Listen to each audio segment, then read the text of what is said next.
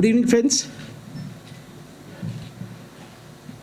We are all aware that in the past few months, the government has taken certain concrete steps to institutionalize a concrete and robust framework for faster, futuristic, and coordinated development of the two capital regions in the state.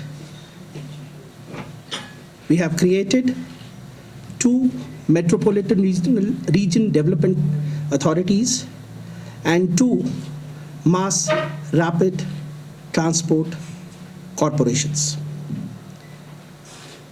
We'll be talking about it. Yesterday also, the cabinet had approved and passed certain decisions which would enable operationalizing these institutions.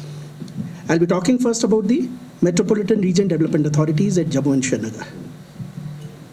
The metropolitan areas of Jammu and Kashmir, as well as their population, have grown rapidly over the past few decades.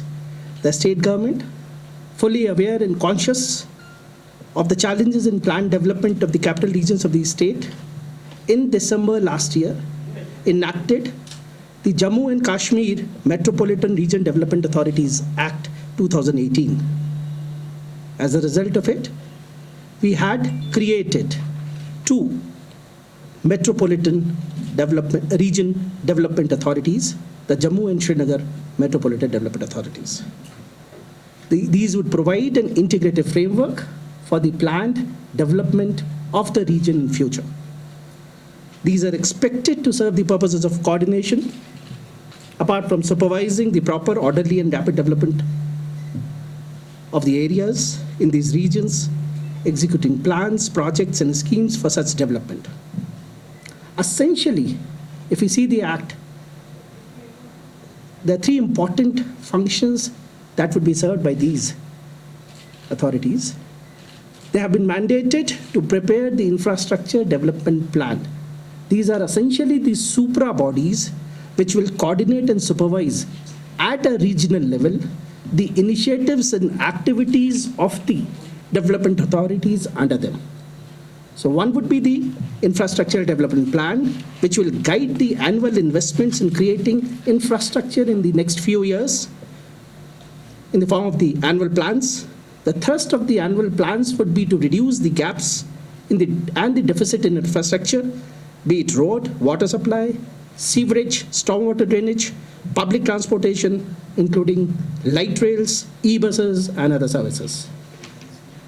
Besides infrastructure, these bodies, through a consultative process with police, corporations, the deputy commissioners, will formulate a comprehensive urban mobility management plan for the areas under their jurisdiction.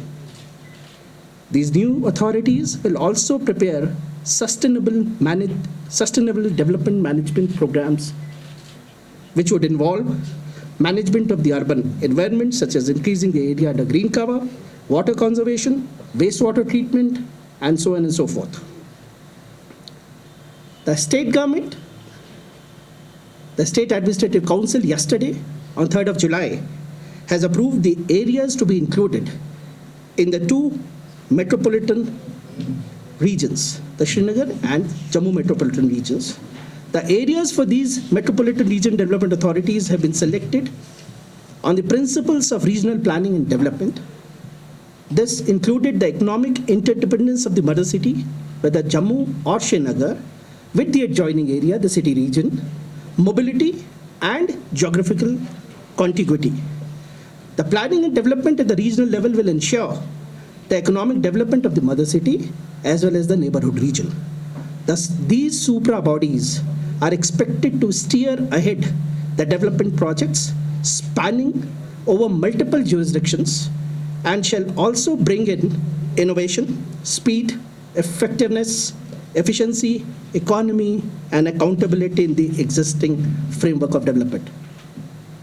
As per the approval, the Srinagar metropolitan region will cover the areas of 9 districts. Srinagar complete, part of the other 8 districts, Badgam, Ganderbal, Bandipora, Baramulla, Pulwama, Nantana, Kulgam, and Shopian having an approximate area of around 2,500 square kilometers. The existing area of the SDA is around 7,750 square kilometers. And if we take into account the other urban bodies, they have another 750. So we are adding another 1,000 square kilometers for the purposes of urban planning, development, and regulation. Similarly, the Jammu metropolitan region will cover the areas of 5 districts: Jammu, Kathua, Riyasi, and Udhampur, covering an area of around 2,200 square kilometers. The details I'll be circulating in the press release in the form of a tabular statement. These authorities will also develop satellite townships with adequate provision for housing in the adjoining areas.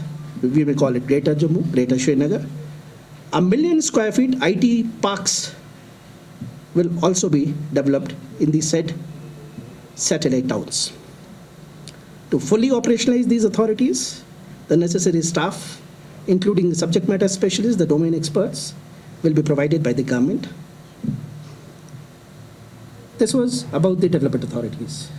Now, I'll be talking about the mass rapid transit corporations, which we created in February 2019. The two mass rapid transit corporations, the Jammu and Srinagar, for the two capital cities, were incorporated in February this year. We are aware that Dr. E. Sridharan has already been appointed as a principal advisor to these two corporations.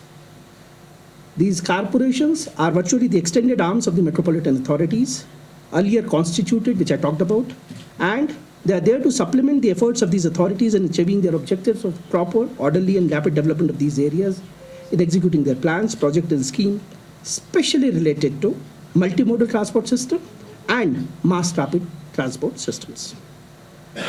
These corporations are taking steps to address the issue of urban mobility in the state in a holistic manner by providing safe, affordable, quick, comfortable, reliable, and sustainable access for the growing number of city residents to jobs, education, recreation, and other needs within our cities by establishment of quality, focused, multimodal public transport systems that are well integrated, and by providing seamless travel across modes, land use transport integration, and introducing intelligent transport systems for the traffic management. Comprehensive mobility plans, the CMPs, for the two capital cities earlier prepared by RITES, Rail India Technical and Economic Service, GOIPSU, are being updated. The two MRTCs will take further steps to implement the recommendations. I'll speak a little on the light rail system, which we have decided to introduce and operationalize in the two capital cities.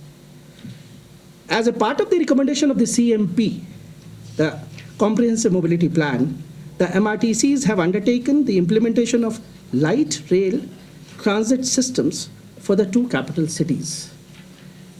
The State Administrative Council, in its meeting held on 7th of June this year, approved the elevated corridor option for the two light rail transit systems to be operationalized. Mrs. RITES is finalizing the DPRs for the two light rail transit systems. It is proposed to have a light rail system, the first in India, which will have a very low footprint, low noise, greater comfort, aesthetic appeal, and will blend with the surrounding landscape.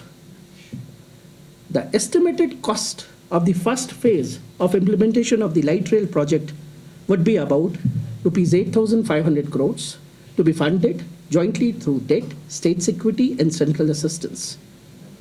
The proposed corridors for the two cities would be as under: the Srinagar in phase 1, there are two corridors, HNT junction to Indiranagar and from Osmanabad to Hazuribagh, a total of 25 kilometers to be covered with 24 stations.